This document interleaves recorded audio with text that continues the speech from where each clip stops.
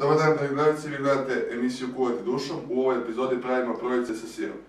Sastojci koji su nam potrebni su jedna čaša kukuruznog brašna.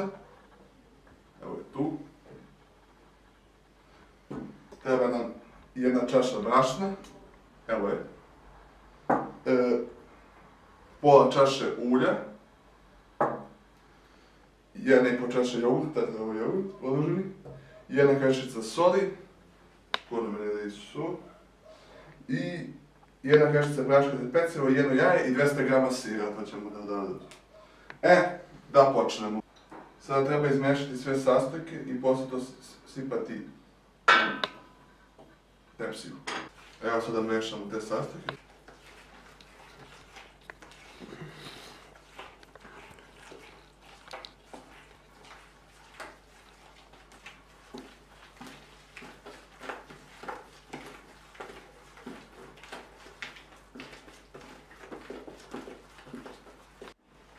Sada kad smo sve to izmešali, ovako izgleda, sad to treba staviti u pleh i peći na 200 stepeni.